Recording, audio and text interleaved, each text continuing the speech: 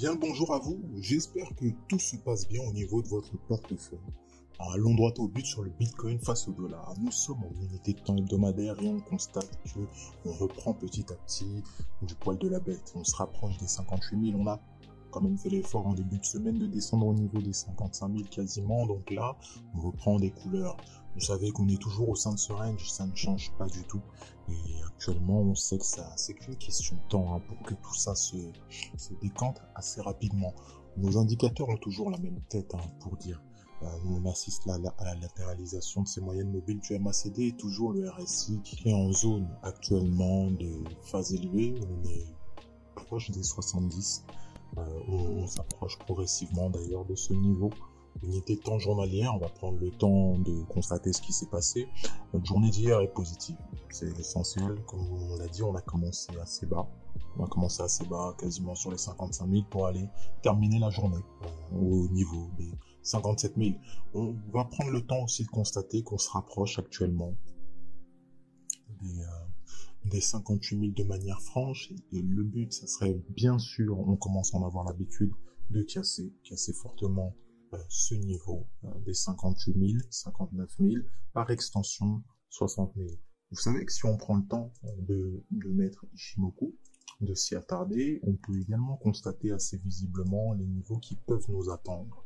On peut tout simplement travailler actuellement sur les extensions de Fibonacci. Encore une fois, on l'avait vu que c'est les 75 qui nous attendent si on veut assez franchement ce niveau des 64 000.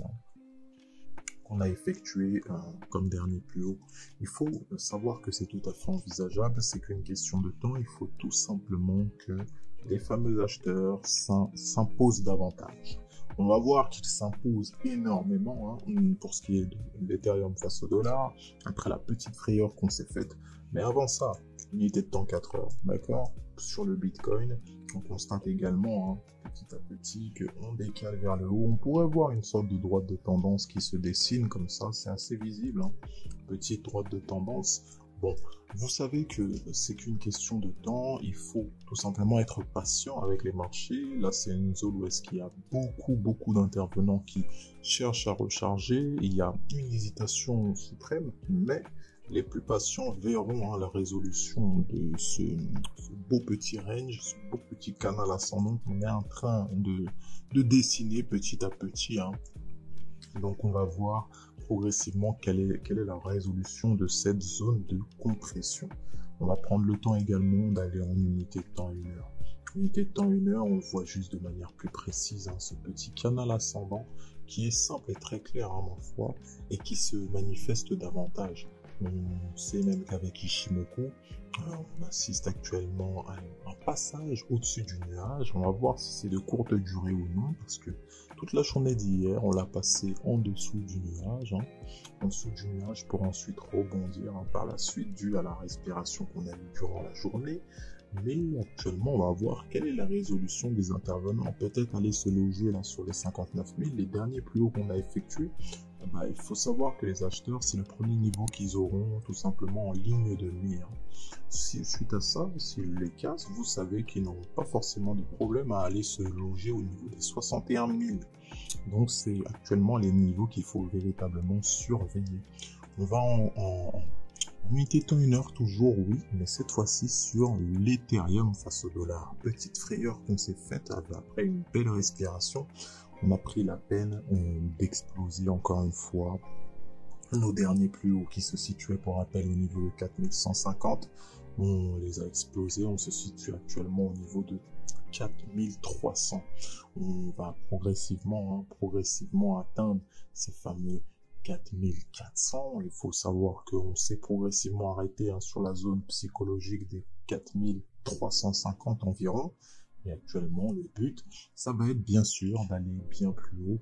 Les 5000 sont un niveau psychologique évident. Je pense que j'ai pas besoin de vous faire de dessin. Une fois qu'on aura atteint les 5000, là, la psychologie va bien se faire ressentir, croyez-moi. Ça va être plus qu'évident. On est en unité de temps 4 heures là maintenant et on constate actuellement le beau bottom qu'on a fait, qui s'est cassé tout simplement. Et actuellement, c'est une figure de continuation, encore une fois. on peut évidemment mettre le nuage, on s'attarde assez visiblement que on est très loin du nuage Ishimoku, très loin des droites qui composent également cet indicateur, Tenkan et Kijun en particulier, hein, et on voit que effectivement la force acheteuse est revenue encore une fois de plus sur l'Ethereum et se manifeste de manière évidente. Journalier, en unité de temps journalière, on voit encore une fois une journée haussière qui s'est effectuée, bien qu'elle paraissait au tout début de la journée, comme une sorte de journée baissière. Souvenez-vous, on était sous une forme de doji hier lors de l'analyse, et on a vraisemblablement pris le chemin de la hausse, le chemin des acheteurs, pour aller clôturer clairement sur un plus haut. Et actuellement, même aujourd'hui encore, on est dans une journée haussière. Et c'est pas mal au niveau de l'Ethereum. On peut même s'attarder sur nos indicateurs phares. On y est. Au niveau de cette zone de surachat, laquelle on parlait depuis pas mal de temps, on y est. Donc bon, ça témoigne tout simplement la force extrême des acheteurs en présence qui sont bien en place. Vous constatez même le MACD. Vous voyez l'état des pentes des moyennes mobiles qui composent ce MACD. Elles sont parallèles et elles sont totalement verticales. Encore une fois de plus, c'est une tendance très saine qu'il y a sur cet Ethereum. On attend avec impatience les 5000. C'est qu'une question de temps. Actuellement, on va prendre le temps de considérer, d'essayer de gérer son portefeuille de la meilleure manière possible. Constatez qu'en unité de temps weekly, c'est tout ce qu'il y a de plus beau.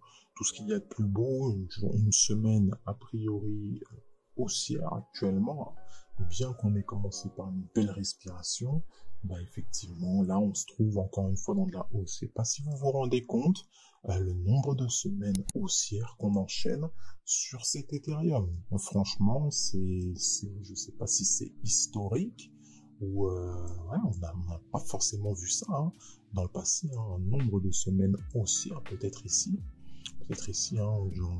janvier-décembre, toute l'année de 2019, mais actuellement, c'est historique le nombre de semaines haussières là qu'on a sur l'Ethereum. Bon, on sait que nos positions sont assez sont en très bonne santé, on n'a pas de soucis à se faire pour ceux qui sont placés sur l'Ethereum, également sur le Bitcoin. C'est de la patience, il faut patienter. On va prendre le temps de prendre les meilleurs trades possibles s'ils se présentent à nous. Actuellement, prenez soin de vous, de vos finances également. Et quant à nous, n'oubliez pas, on se retrouve à la prochaine. Bye bye.